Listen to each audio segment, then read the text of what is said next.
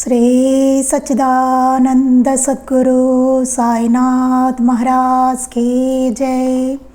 శ్రీ సచ్చిదానంద సద్గురు అలివేలు మంగమ్మ సహిత భరద్వాజ మహారాజ్ కీ జై. శ్రీ సచ్చిదానంద సద్గురు నాంపల్లి బాబా మహారాజ్ కీ జై. జై సాయి మాస్టర్. ఈరోజు మనం శ్రీ సాయినాథ ప్రబోధామృతము అనే గ్రంథాన్ని వివరించుకుంటున్నాం. రచన పూజ్యశ్రీ ఆచార్య ఎక్కిరాల భరద్వాజ మాస్టర్ గారు. క్రితం సత్సంగంలో మనం ఏం చెప్పుకున్నామంటే, ఇలా బాబా చెప్పినట్టుగా మనం ఉందాం, ఆ మార్గంలో నడుద్దామనే నిర్ణయం తీసుకోగానే మనిషికి జన సంసర్గం తగ్గుతుంది. ఇది చాలా అవసరం. జనాలతో కాస్త తగ్గడం అన్నది వాళ్ళతోటి చాలా అవసరం అని చెప్తున్నారు. 10 మంది ఒక చోట చేరితే నానా రకాల లోకాభిరామాయణం దొర్లుతుంది. ఏకాగ్రము శుద్ధము కావలసిన మనస్సు చెత్తబొట్టలాగా తయారవుతుంది. దీని గురించి చాలా మనం నిన్న చెప్పుకోవడం జరిగింది. ఇక దేవుణ్ణి స్మరించడానికి తోవ ఉండదు. అంతేకాకుండా ఇంకా కొంతకాలం గడిచాక ఏమవుతుందంటే ఆధ్యాత్మిక చింతన చేయాలనిపించదు. అసలు అవేం చేయాలనిపించదు. పూజ చేయాలనిపించదు, ధ్యానం చేయాలనిపించదు, లేకపోతే పారాయణ సత్సంగం ఏం చేస్తానులే అన్నట్టు అనిపిస్తుంది. ఎందుకంటే మన స్మృతి అంతా ఇలాంటి వ్యర్థమైన వాటితో నిండిపోయింది మన మనసులో. ఇంకా ఆయనకి స్థానం ఎక్కడుంది? చేయాలనిపించదు, బుద్ధి పుట్టదు. దాన్నే చిత్తమాలిన్యం అంటారండి. అంటే మన బుద్ధి అట్లా తయారవడం, మలినం అవడం అన్నమాట. ఏమవుతుంది? జీవిత పరమావధి అయిన సుస్థిర శాంతి ఆనందాలను పొందే మార్గం గురించి యోచించబుద్ధి పుట్టదు. దాని గురించి ఆలోచించాలని కూడా అనిపించదు మనకి. ఒకవేళ అట్టి సిద్ధాంతాన్ని భావస్థాయిలో అంగీకరించిన ఆచరణలో అమలు పెట్టే యత్నమే చెయ్యబుద్ధి పుట్టదు. ఏమవుతుంది? ఏమైనా భావం ఏమైనా ఉంటే ఉండొచ్చు కానీ అలాంటి యత్నం మాత్రం మనం చెయ్యాలనిపించదు. అది అలా చేయడం అసంభవం అనిపిస్తుంది. అబ్బో ఇది ఎక్కడ కుదురుతుంది, మనకెక్కడ కుదురుతుంది, అవి ఎవరో చేస్తారులే అని అనిపిస్తుంది. దీనినే చిత్తము మలినమవడమని, స్థూలమవడమని, తమోగుణమని ఆధ్యాత్మిక గ్రంథాలు నిర్వచించాయి. దాన్నే చిత్తమాలిన్యం అంటారు. దాన్నే తమోగుణం, స్థూలం అవడమని అంటారట. జీవితానికి ఒక గమ్యం లక్ష్యం లేకుండా పోయి రాగద్వేష స్వార్థాదులు, ఇంద్రియలోలత అనే పెనుగాలులు ఎటు వీస్తే అటు కొట్టుకుపోయే పులిస్తరాకులా అయిపోతుంది. మన మనసు అట్లా తయారవుతుంది, మనం అట్లా తయారవుతాం. పులిస్తరాకులు ఎటు వస్తే అటు కొట్టుకుపోతూ ఉంటాం అన్నమాట. ఒక లక్ష్యం, గమ్యం, ఒక మంచి చెడు ఏమీ ఉండదు. రాగద్వేష అసూయలు ఎటువైపు ఉంటే అటువైపుగా వెళ్ళిపోతూ ఉంటాం మనం. అంతే కదండి. జనాల్లో చేరినప్పుడు ఏమవుతుంది? వీడొక మాట చెప్తాడు, వాడొకటి చెప్తాడు, ఇంకోటి చెప్తాడు, ఇంకోటి చెప్తాడు. మనం ఇంకో 2 మాటలు అంటాం, మనం ఊరుకోం కదా. ఏమవుతుంది? అన్నీ కలిసి వాడు చెప్పిన మాటలు, మన మాటలు, మన భావాలు, అభిప్రాయాలు, మనం ఆల్రెడీ ఏర్పరచుకున్నవి, కొత్తగా విన్నవి అన్నీ కలిపి మన మనసులో పేరుకుంటాయి. అది తన పతనాన్ని అరికట్టుకుని ఉన్నతికి యత్నం చేసే బుద్ధి బలం లేకుండా పోతుంది. అలా తయారయ్యి ఏమవుతుంది? దాన్ని మన నిస్పృహ, నిరుత్సాహము హృదయంలో కమ్ముకొని దాన్ని మరుగుపరుచుకునే పాశవిక ప్రవృత్తి విజృంభిస్తుంది.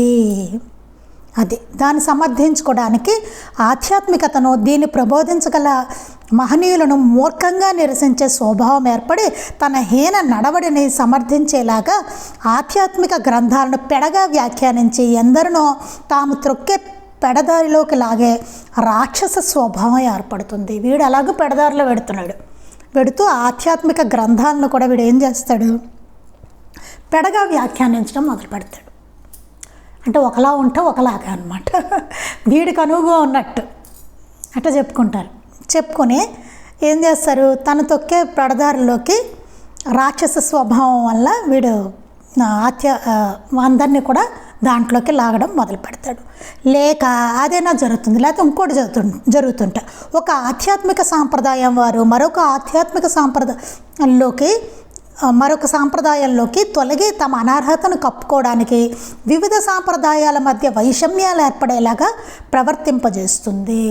అయితే ఒక ఆధ్యాత్మిక సాంప్రదాయం వాడు ఇంకో దాంట్లోకి తొలగి వాటి మధ్య వైషమ్యాలు ఏర్పడేలాగా అది తయారవుతుందనమాట. తా జట్ట కోతి వనమెల్లా చరిచినట్టు తను ఎలాగో చెడాడు, మిగతా వాళ్ళని కూడా చెరుస్తాడు అనమాట. ఇలా ఎన్నో ఉన్నాయండి. ఒక సాంప్రదాయం వాళ్ళు ఇంకో సాంప్రదాయం. ఇప్పుడు మనకి మత కలహాలు కూడా అంతే కదండి.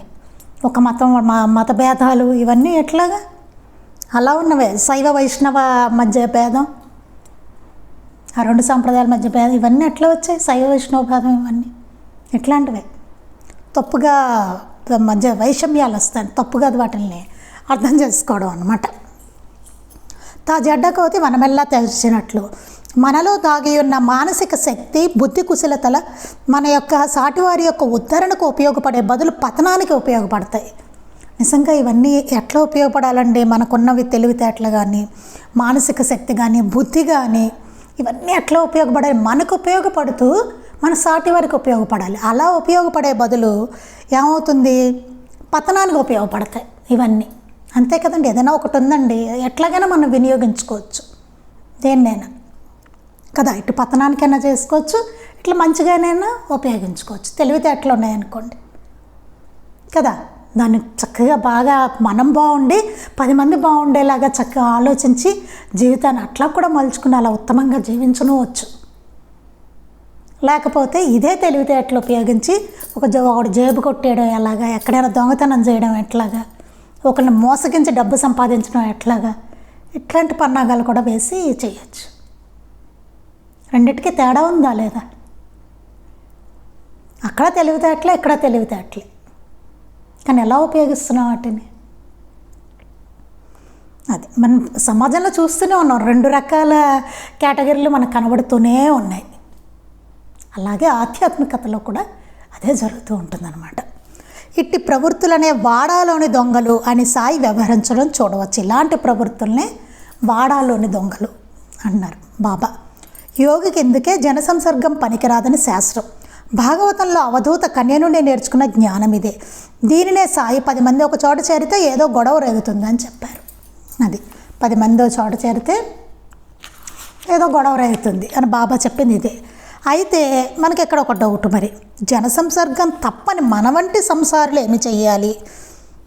మరి ఎట్లాగండి? మనం బాబాలా కాదు కదా, మనం జనాలతో ఉండాలి కదండి. మరి ఎలాగా? మనం సమాజంలో బతకాలి కదా, మన పనులు మనం చేసుకోవాలి, ఆఫీసులకు వెళ్ళాలి, ఏదో ఆవిడ వస్తాడు, ఏవో జరుగుతూనే ఉంటాయి కదా మనకి జీవితంలో. మరి జనాలతో ఉంటుంది కదా ఇంటరాక్షన్. ఇదే డౌట్ వచ్చి ఉంటుంది అందరికీ. దాన్నే మాస్టర్ గారు చెప్తున్నారు. మరి అయితే జనసంసర్గం తప్పని మన వంటి సంసారులు ఏమి చేయాలి? దానికే బాబా చెప్పిందేంటి? వాదించవద్దు, 10 మాటలకు ఒక్క మాటతో సమాధానం ఇవ్వు అని అన్నారు బాబా. అందుకే ఎప్పుడు చెప్పారు బాబా? ఒక సూక్తి చెప్పారు బాబా, వాదించవద్దు, వాదనొద్దు, 10 మాటలకు ఒక్క మాటతో సమాధానం ఇవ్వు. మనం చదువుకున్నాం సాయి లీలామృతంలో బాబా సూక్తులు, అందులో ఉంటుంది వాదించవద్దు, 10 మాటలకు ఒక్క మాటతో సమాధానం ఇవ్వు. ఏమవుతుందండి? అతటివాడు 10 మాటలు అన్నాడు అనుకో, మనం 20 అంటాం, మళ్ళీ వాడు 30 అంటాడు, మనం 40. ఏమవుతుంది? అహం బలపడుతుంది. నా వాదన గెలవాలి, నేను గెలవాలి, అహం బలపడుతుంది. అక్కడ అసలు సత్యం ఏమిటన్నది మరుగుపడిపోతుంది. ఎవరిది వాడు నిలబెట్టుకోవాలని చూస్తాడు. నువ్వు చెప్పాలనుకుంటే ఒక్క మాటలో చెప్పారు అంతే. వచ్చేసా అక్కడి నుంచి, నా నామని స్మరించి అక్కడి నుంచి వచ్చి అదే చెప్పారు బాబా. ఒక్క మాటతో సమాధానం చెప్పు, లేదా నా నామని స్మరించి అక్కడి నుంచి వచ్చి అంతే అన్నారు. అంతేగాని వాడు 10 అన్నాడని నువ్వు 20 అని అట్లనే చేయొద్దు. వాడు అన్నాడు కదా అని మనం అన్నాం, అట్లాంటివి వద్దని చెప్పారు. ఎప్పుడు వాదన అహంకారం బలపడుట వలనే చెలరేగుతుంది. అది ఎప్పుడు చెలరేగుతుంది? వాదన అనేది అహంకారం బలపడినప్పుడే చెలరేగుతుంది వాదన. వాదించిన కొద్దీ సత్యాన్ని అర్థం చేసుకునే సామర్థ్యం, సద్బుద్ధి, సహృదయత క్రమంగా లోపించి తన మాటను నిలబెట్టుకోవాలన్న దుష్టతలంపు వస్తుంది. ఏమవుతుంది? మనం ఎక్కువ ఆర్గ్యూ చేస్తున్నాం అనుకోండి, ఆర్గ్యూ చేస్తున్న టైంలో ఏమవుతుంది? మనదే మనం నిరూపించుకోవాలి కరెక్ట్ అని అనిపిస్తుంది. ఒకవేళ పక్కవాడు నిజం మాట్లాడుతున్నా సరే, ఇన్ జనరల్ వాదనలో జరిగేది అది, ఆర్గ్యుమెంట్లో జరిగేది అది. ఆర్గ్యుమెంట్ నిజాయితీగా జరగదు, ఎప్పుడు నిజాయితీగా ఉండదు. చూడండి మనం చేసేవి అట్లా ఉండవు. అంటే మనది నిలబెట్టుకోవాలని ఉంటుంది.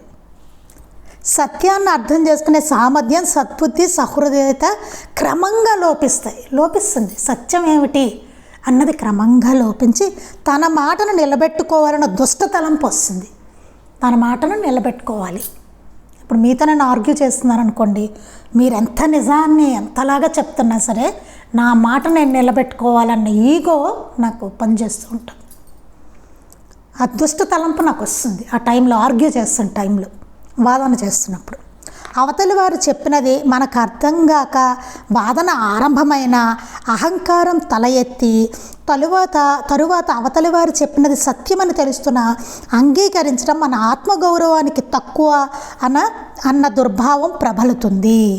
అప్పుడు ఏమవుతుంది, అవతలి వారు చెప్పింది సత్యము అని ముందేమవుతుంది, మనకు అర్థం కాకుండానే ఆరంభిస్తాం ఫస్ట్ ఎప్పుడు వాదన అనేది.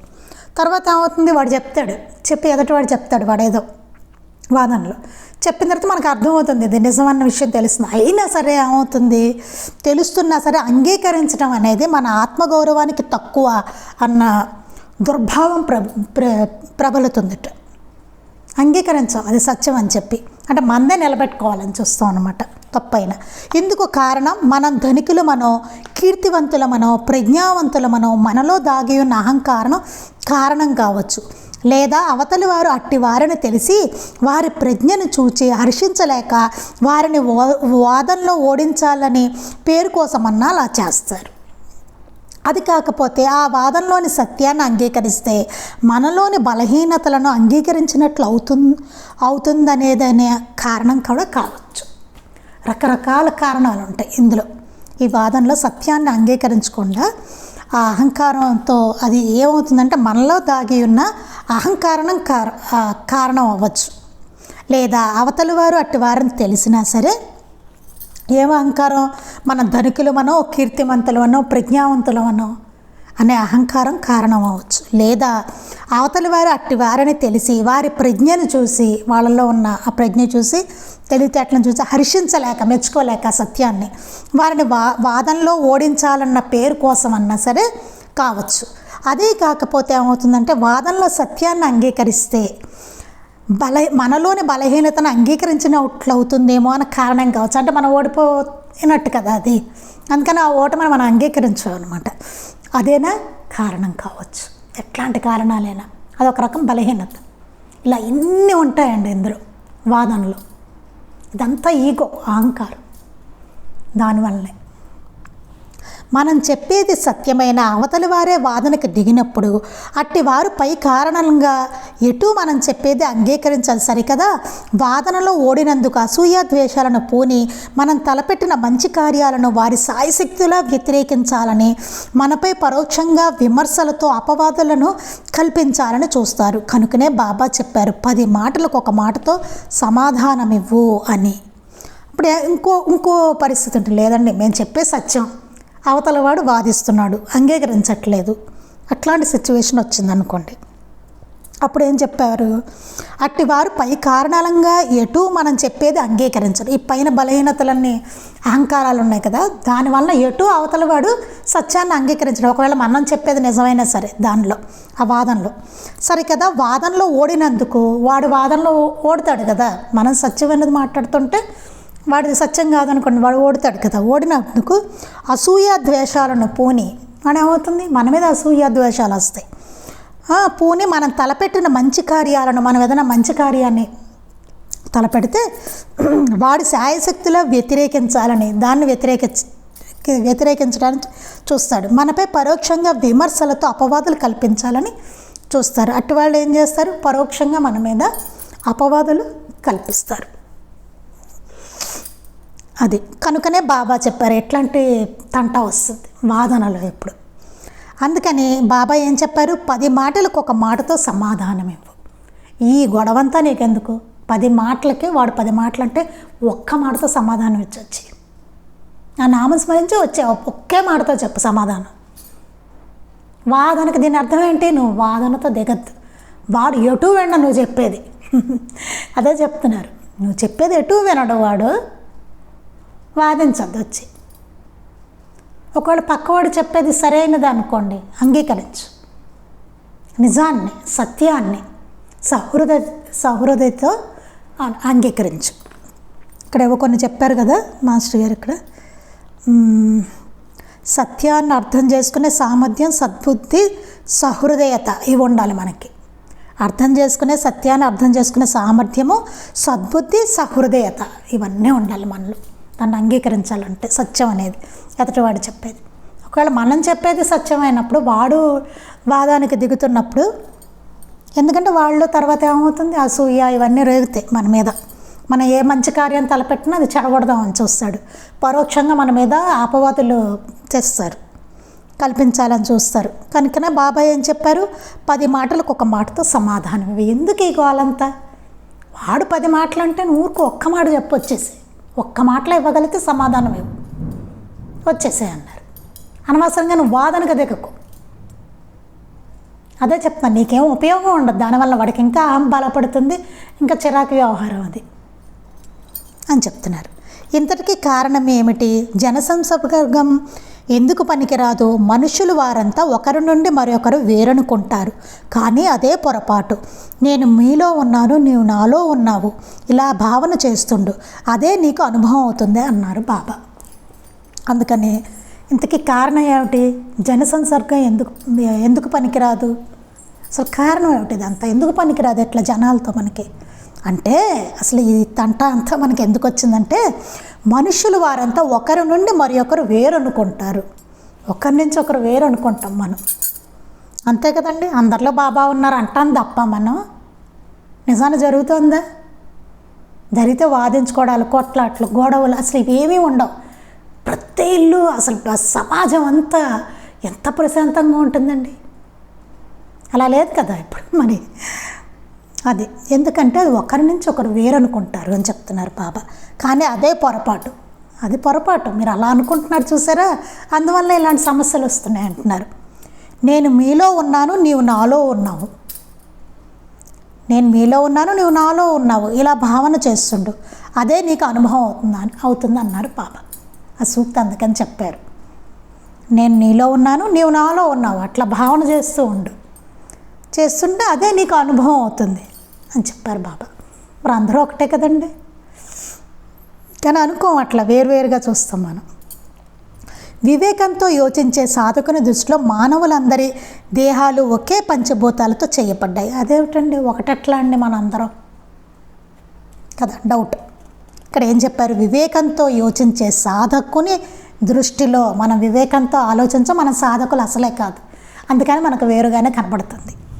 వివేకంతో యోచించే సాధకుని దృష్టిలో మానవులందరి దేహాలు ఒకే పంచభూతాలతో చేయబడ్డాయి. అంతే కదండి, ఒకే పంచభూతాలతో చేయబడ్డాయి. నేను ఎలా వచ్చానో మీరు అలాగే వచ్చారు, మనం అందరూ ఎలా వచ్చాం, మన పక్కింటోడు అలాగే వచ్చాడు, ఎక్కడో అమెరికాలో ఉన్నవాడు అలాగే వచ్చాడు, ఆఫ్రికాలో ఉన్నవాళ్ళు అలాగే వచ్చారు. అదే పంచభూతాలతో చేయబడ్డాయి, లోపలంతా అవే కదా. తక్కిన సృష్టిలాగే ఈ పాంచభౌతికమైన పదార్థం అంతా ఒకే పరమాణు తరంగ సూక్ష్మ కణాల రూపంలో ప్రకటమయ్యే ఒకే శక్తి చేత చేయబడ్డది. అలా తక్కిన సృష్టిలాగే ఇది కూడా అంతే, పంచభూతాలతో చేయబడింది. ఈ పాంచభౌతికమైన పదార్థం అంతా ఒకే పరమాణు తరంగ సూక్ష్మ కణాల రూపంలో ప్రకటమయ్యే ఒకే శక్తి చేత, మొత్తం మనకి ఇవన్నీ ఎట్లా కనబడుతూ ఉంటాయో అది ప్రకటమయ్యేది ఒకే శక్తి చేత చేయబడ్డది. ఇదంతా చేసిందంతా ఒకే శక్తితో చేయబడింది. మనం చూస్తున్నదంతా ఈ సృష్టి అంతా, మనము, కుక్క, నక్క, పిల్లి, రాయి, రప్ప అన్నీ మొత్తం, ఇంకో ఈ సెల్ ఫోను అవి అన్నీ, మా బల్ల మొత్తం, లైట్లు, ఎవ్రీథింగ్, నేను, మీరు, పక్కవాళ్ళు అందరూ, మనుషులు, జంతువులు, వృక్షాలు మొత్తం అంతా ఒకే శక్తి చేత చేయబడ్డది. ఇప్పుడు వేరెక్కడుందండి అనుకోవడానికి అసలు ఉందా? అందుకే బాబా ఆయనకు అనుభవం ఉంది. ఆయన చెప్తారు కదా, అన్ని జీవాల్లోనూ నేనే ఉన్నాను అన్నారు ఆయన. నువ్వు కుక్కను కొట్టినా నాకు తెలుస్తుంది, ఇవన్నీ ఎట్లా చెప్పారు ఆయన? అన్నిట్లోనూ అంతా ఒక్కటేనన్న అనుభవం ఆయనకు ఉంది, మనకు లేదు. మనం చదువుకున్నాం అంతే, చదువుకున్నాం వీటిని అంతే. చదువుకోవడమే తప్ప అనుభవం మనకు లేదు. బాబాకు అనుభూతి ఉన్నది. అది తేడా అక్కడ. అందుకే మనకి వేరుగా అనిపిస్తుంది, బాబాకు వేరు కాదు. ఏది వేరు కాదు ఆయన నుంచి, ఎందుకంటే ఆయనకు అనుభవం ఉంది, మనకి లేదు. అందుకని ఒకే శక్తి చేత ఇదంతా చేయబడింది. అంతేకాదు మానవులందరి వ్యక్తిత్వాలు నేను అనే ప్రజ్ఞ వల్లనే వ్యక్తులుగా పనిచేస్తాయి. ఇక్కడ ఏంటి, మానవులందరూ మనందరి వ్యక్తిత్వం ఎలా ఉంటుందంటే నేను నేను అనే ప్రజ్ఞ వల్లనే వ్యక్తులుగా కనిపిస్తాయట మనకి. ఆ ప్రజ్ఞ నేను అనేది ఒకటి ఉంటుంది చూసారా, నేను అని ఎలా అంటాం మనం, మీకు మీరుగా నేను అని ఎలా అంటాం, ఆ ప్రజ్ఞ వ్యక్తులుగా పనిచేస్తుంది. ఆ నేను అనే ప్రజ్ఞను గమనించే యత్నిస్తే దానికి రూపం గోచరించదు. నిజంగా నేను అనేది ఏదైతే ఉన్నదో అన్న తెలుసుకోవడానికి కనుక మనం యత్నిస్తే దానికి అసలు రూపం అనేదే గోచరించదు. నిజంగా నేను అన్నదానికి రూపం లేదు. కానీ మనం మన శరీరాన్ని చూసుకుని నేను నేను అంటూ ఉంటాం. ఈ నేను ఎప్పటి నేనండి, చిన్నప్పుడు ఉన్నది అది నేనే కదా, ఒక టీనేజ్లోనూ అది నేనే, ఆ తర్వాత ఏదో పెళ్లి టైంలో ఉన్నా అది నేనే, పిల్లలు పుట్టాక నేనే, ఇప్పుడు నేనే. ఏది నేను, అన్నీ నేనే అంటున్నాను. వీటన్నిటిలో నేనేది ఎందుకింత మారిపోతుంది ఇక్కడ, అయినా నేననే అంటున్నాను. అక్కడ చూడండి ఎంత అసలు మనం ఆలోచిస్తే చాలా విచిత్రంగా ఉంటుంది ఆ నేను అనేది. కానీ అసలైన నేను అనేది ఏదైతే ఉంటుందో దానికి అసలు రూపం అనేది మనకి గోచరించదు. అది చాలా ఇంకా తర్వాత చదువుకునేది చాలా అద్భుతంగా ఉంటుందండి. కొంచెం జాగ్రత్తగా మనం దాన్ని అర్థం చేసుకోవడానికి ప్రయత్నించాలి. అందుకని నేను ఎక్కడితో ఆపుతున్నాను. ఈ నేను అన్న దాని గురించి కొద్దిగా వివరణ ఇస్తారు మాస్టర్ గారు, అది మనం రేపు చదువుకుందాం. చాలా డెప్త్ అండి, ఇది చాలా డెప్త్ ఉన్నది. సాయినాథ ప్రబోధామృతం మనం చదువుకుంటున్నాం అంతే, అసలు వివరణ ఊరికే అంటున్నాం తప్ప అదేం వివరణ అయితే కాదు. అది జాగ్రత్తగా మనం చదువుకునే ప్రయత్నమే చేస్తున్నాం. ఒక అడుగు వేద్దాం, దీన్ని అర్థం చేసుకుందాం అనే ప్రయత్నమే అంతే. ఇప్పుడు అయిపోయి ఇంకో 4 సార్లు చదివామనుకోండి, ఇంకా ఇంకో కొత్తదనం చక్కగా భలే అర్థమవుతుంది మనకి, ఇంకోలాగా అర్థం అవ్వచ్చు, ఇంకో యాంగిల్లో. అది అందుకని జస్ట్ మనం ఒక ప్రయత్నం మాత్రమే చేస్తున్నాం. ఇదే వివరణ అని మాత్రం అనుకోవద్దు. ఇందులో ఏమైనా పొరపాట్లు ఉంటే చెప్పడంలో అది నాదే, నా పొరపాటే, అది మాస్టర్ గారు చెప్పింది అయితే కాదు. అది అందుకని చాలా జాగ్రత్తగా మనం అర్థం చేసుకునే ప్రయత్నం అన్న విషయాన్ని గుర్తుపెట్టుకోండి. మనం అందరం కలిసి ఏమన్నా చేద్దామా, అసలు చదువుదామా, అర్థం చేసుకుందామా, ఇందులో అసలు ఏముంది అని చెప్పి మన ప్రయత్నం మనం చేస్తున్నాం. అది ఎప్పుడైనా ఏదైనా డౌట్స్ వచ్చినా మనకి మిగతా గ్రంథాలను ఏదో రకంగా మనకి దొరకవచ్చు. అది రేపు ఇంకా మిగిలింది ఈ నేను గురించి ఇంకా ఏం చెప్పారో మాస్టర్ గారు రేపు చదువుకుందాం. శ్రీ సచ్చిదానంద సద్గురు సాయినాథ్ మహారాజ్ కీ జై. శ్రీ సచ్చిదానంద సద్గురు అలివేలు మంగమ్మ సహిత భరద్వాజ మహారాజ్ కీ జై. శ్రీ సచ్చిదానంద సద్గురు నాంపల్లి బాబా మహారాజ్ కీ జై. గురుదేవ దత్త అవధూత చింతన. లోకా సమస్తాః సుఖినో భవంతు. లోకా సమస్తాః సుఖినో భవంతు. లోకా సమస్తాః సుఖినో భవంతు. జై సాయి మాస్టర్.